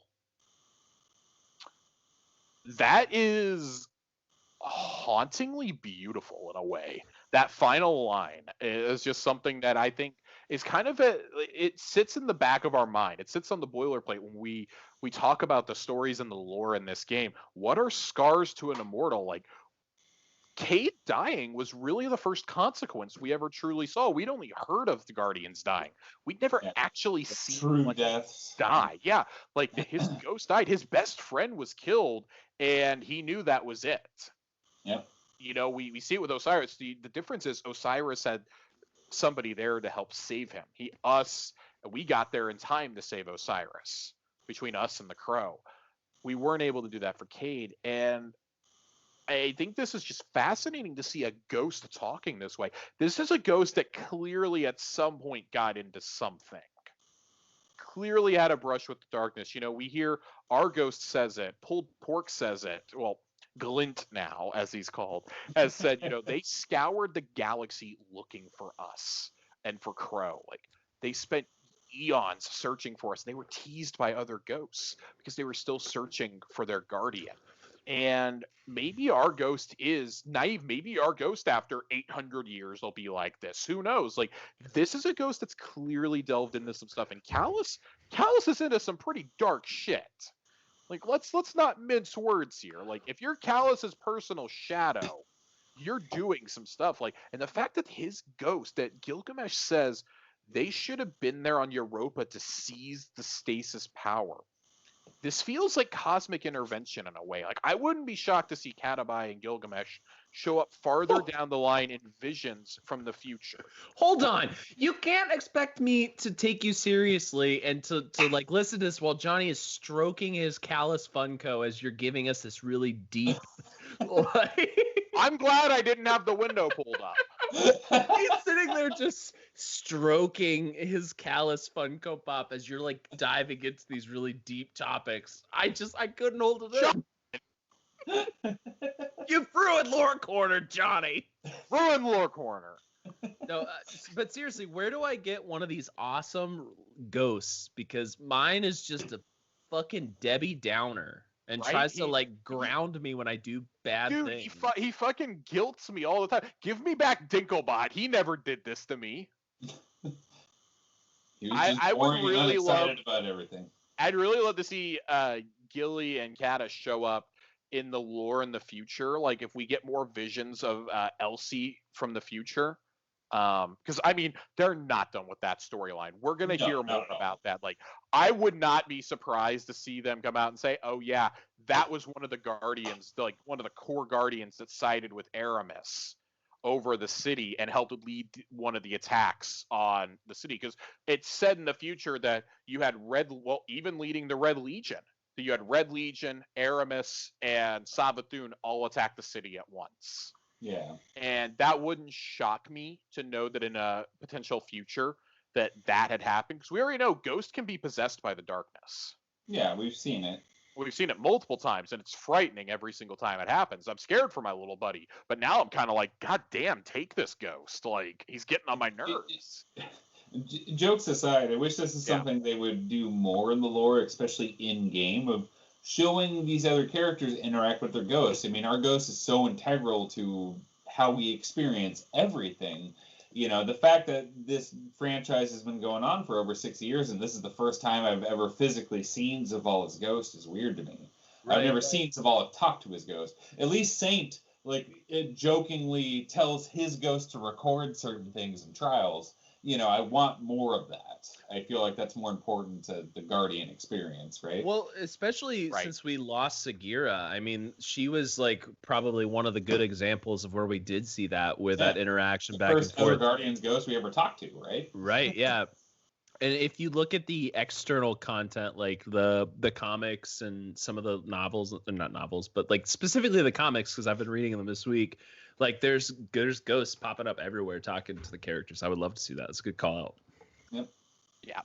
So this feels the story of Kata and Gilly feels like something that's going to be explored in the future, whether it's through a comic book, an anime episode, like some episode of an anthology in the future, even future lore. Like this feels like this is a physical guardian that we're finding the body of, and we go on a hunt for their ghost and everything else. Like this is something that's not going to go away. Like even Keitel questions, why are we going in to retrieve the ghost? Like what are we doing poking around the ship repeatedly? And Osiris tells her we're on a mission to retrieve the ghost. We know the guardian is dead, but we're looking for the ghost. I'm on a mission to jump up on the guardian's head and emote. That's what I'm there for. I mean, that's what I'm there for. I mean, anything to put down a hunter, you know, I'm here for.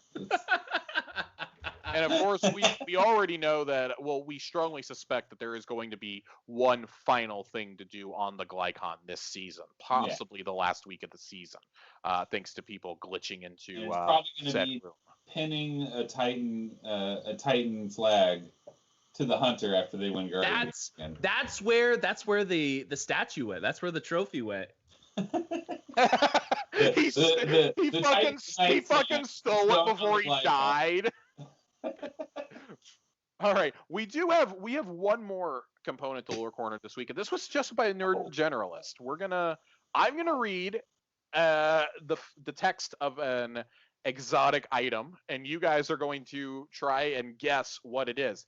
This was a lot harder than I thought it was going to be, because so many of the goddamn weapons in this game have the name of the weapon in the lore. Just bleep it out. Bleep it out. Anyways, well, I didn't think about that. So, here we go. I'm going to trust on the honor system. Neither of you will be Googling. Hands in the air. Hands in the air. Okay, I've seen the hands. All right. The world is very big again. It used to be small. I know because I was born inside its ComWire satellite data wave skeleton. But even before that, before the traveler wove us into a tapestry of peculiar threads, this was a planet of big, big worlds. Many of those worlds were lost in the collapse, but not the one you're thinking of. Before the Great Collapse, there was another, a longer, slower, bitterer collapse. Some things survive. Names upon rusted signs, phrases in impervious microfiche. As other guardians save humans, I save worlds. I save words. I save stories. That is my mission. Here on the shores of the Hawkesbury Sea, I surface the survivors, the sweet-voiced Kudalong, the swift Gangaroo, the sharp-fanged Bleep. It's a mission the Traveler started. After all, she surfaced me. Wow, this is actually really hard. I almost fucked up there at the end because I didn't catch it when I was betting this, and I was just reading along. I almost spoiled it right there. I'll give you each 3 guesses before I tell you what it is. Okay, so any exotic? We're talking armor as well. Any exotic. Oh man, I was thinking just exotic weapons. We're talking armor too. Oh All right, Josh. So before we guess, I'm gonna make a recommendation since this was my fucking idea. I'm gonna make a recommendation. In the future, I will tell you what it is. I will tell you what category. Okay, that's helpful too. But like, it'd be cool if we could post it somewhere. Like, if you could send us the text with the name of the thing redacted. Can we phone a friend? Yeah. No, you cannot phone a friend, John. You'd be phoning me. I was about to say, second question, what's your phone number? Because I only talk on Twitter and Xbox. My Twitter DMs are going to start lighting up. Josh is the only guy who dude, I don't even... At Bife. Okay, is it legal to look at a list of exotics? No. I will narrow this down for you. It is a weapon. Racking. No, that's John's first guess. Sleeper simulant. No, that's Nerd's first guess. That was a good guess, though. I will say that Sleeper was a good guess. Can you read us some more tidbits, please? I need to hear some of it again. This is why I think posting it somewhere. It used to be small. The world is very big again. It used to be very small. I know because I was born inside its ComWire satellite data wave skeleton. Outbreak perfected. Nope. Traveler's Chosen? Nope. Oh, so I've explicitly read. Thank you. That was my next guess. I've read Traveler's Chosen on this show before. No, Traveler's Chosen will never be one of the answers for this. I love Traveler's Chosen. Fuck you. I know, but that one is so particularly out of left field that if I ever do it, it's going to be after Witch Queen. All right. You each have one guess remaining. Were we close on any of those? No. Fuck. All right, give us one more tidbit from the lore. Come on. Make it good. Give us the piece where it says the name, but you bleep it out. That is my mission. Here on the shores of the Hawkesbury Sea, I surface survivors. The sweet-voiced Kudalong, the swift Gangaroo. I regret this. The Instant swift regret. Gangaroo. I'm changing my gamer tag. If I can be sweet-voiced Kudalong. XX Swift Gangaroo. All right. 420. XX 420. Final guess, Fourth Horseman. Nope. I'm gonna be so mad when you tell me what it is. Too. You really are. Dude, I don't even know. I'm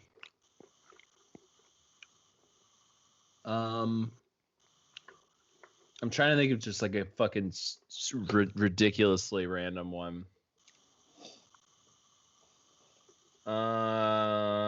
Wardcliff? Nope. All right, I don't know. It is, drum roll please, the sharp-fanged Tarrabah. Are you kidding me? Are you Nope. kidding me? What does that have to do with Tarrabah? We got it. Oh, I am so mad. So, not that I chose this because it was going to be deliberately hard. Because the other ones that I liked said I was going to choose Coldheart. Coldheart has the name in the second fucking line. I didn't think to bleep it. I was gonna do one of the others. I think I was gonna do sleeper, but it's like all text from Rasputin, and that's really hard to like talk. Or just like, be dashes and that like fucking gives it away. ampersands. There were others that were like they said it like multiple times. I almost slipped up. I did not catch that it said Sharp Fang Tarrabah until I got to it, and I stopped myself right before I said the word. John, you probably did get the closest with Rat King, but it's still like. So yeah, suggestions for next time we do this. Give us the text. Mhm. I like the fact that you read it out loud. I definitely think we should do that. But give us the text, and I like the hint. The hint was nice, like narrowing it down to like at least a category. Like if it was arms, say arms. You don't have to give us the class or anything. But that was fun though. That was lore I probably wouldn't have acknowledged otherwise. So. Yeah, I expected Tarrabah, and I'm slapping myself on the wrist for never reading Tarrabah's lore card. See, John, I thought that of anybody, you would have a chance to get this because you love that raid so much. I never got Tarrabah, so I'm gonna be honest with you though, like I would get tripped up on most of these as well because I don't remember every lore for every fucking weapon. And see, if it would have mentioned one thing about Callus or the crown or anything, Well, and that's the thing. Like, I wanted to choose something that wasn't like so obnoxiously obvious. Like, I was gonna do the show of Gilgamesh originally, and then as I was reading it, because I earned it, I was like, "Oh my god, this would be perfect! I can get two birds with one stone." And I was like, "Oh fuck! There's so many times it says their names in this. I can't do this. I've only talked about these guys the whole season." So. That was it. Now, John, before we get on out of here, you said you wanted to respond to reader mail from a couple of weeks ago. Yes, and not that you and Corey didn't do a good job of addressing the question, but I felt like I had a couple. You raggedy bitch! He said you did a shit job. I'm coming on the show. I'm gonna do your job for you. Right. So, and I apologize for not remembering the name, but someone wrote in a couple weeks ago asking about. They're trying to figure out what roles to look for in weapons. Yes. And I just have a couple pointers that I feel is going to, because, we know the meta changes constantly. Every season, new weapons get introduced, balance changes go into effect, things go out of whack. It's not just one thing you can kind of point to for good roles. I feel like pointing people towards light.gg. If you look up any weapon in light.gg, you're going to see on every weapon all the perks that can come on that weapon, and you'll see a little Vanguard symbol and a little Crucible symbol, and that'll show you if they're good in PvE or PvP. And if they're good in both, they'll have a little trophy there to show you that they're good in both. So that's just a great resource. No matter what season or what meta you're in, you can look up your weapon and say, oh, hey, this happens to be a great PvP role or a great PvE role. I might want to stash this if I'm not super familiar with the meta. The second thing I wanted to add to that is this little indie website called YouTube. There's a lot of great creators on YouTube. People like Astacross, Fallout Plays, Cool Guy Games, Drewski. There's a ton of different Destiny creators out there who do nothing but look at weapon roles and go over how each weapon plays with different roles and what you want to look for. It's an evolving thing that you got to keep up with. It's kind of hard to point people towards, hey, these are the perks that you want to look out for because it changes season to season. So I just wanted to throw that out there for anyone who might be new into Destiny or just returning and looking to figure out the ever-evolving gun meta. Kudos to you, Johnny, for coming on here and actually doing something helpful. I come on here and just make bad jokes. You come on here and actually give good information. I would also like to toss out, in addition to light.gg, because sometimes it takes a while for their perk list to update. Mm-hmm. D2gunsmith.com is also a good one. Yep. Usually they'll have some in there that light.gg doesn't have, so you can kind of play off both of them. So, I'll take the reins and I'll post the links to those on Twitter and tag everybody so they can grab it. Awesome. Yeah, I just wanted to throw that out there. We're good. For New Guardian. We're good. I like that. I like that. Those are good resources both for new players and for veteran players alike. I can't tell you how many times John and I have seen a new weapon pop up and we're sending each other the light GG links and be like, "Oh my god, did you see this? It's in the database." I still remember months ago when we figured out that the new trial sword comes with chain reaction. Oh my god, dude! I did not care about that sword until you sent that to me, and I was like, "Yep, nope, that's it. That's all we're doing that weekend. We're playing a lot of trials for that sword." But we're gonna go ahead and roll on out of there. Thank you so much for joining us tonight. I appreciate each and every one of you tune in week after week. I hope you guys enjoyed tonight, even though our fearless leader is out for a few weeks. John, tell the people where they can find you at. You can find me on Xbox or Twitter at A1Johnnny with, count 'em, 3 N's. 3 N's, not 2, 3. Nerd, but you. You can find me over on Twitter at NerdGeneralist. I'm usually yelling at Josh about things on Twitter. True. Or Johnny, or posting gifs at Johnny. That's where I'm at. NerdGeneralist on Twitter. It's true. And then, of course, you can always find me on Twitter and Twitch as at Josh_Finn with 2 N's, not 3, 2. And go ahead and join us next week. We're gonna talk raids. We're gonna see if we can rope our friend Colonel Panic into joining us to talk some raids. Ooh. And Nerd has a fun spin on the raids topic for us, because raids are actually in a pretty damn good spot right now. He's got a fun topic for us to tackle. And until next time, guys, we will see you starside. Take it easy. Okay, bye.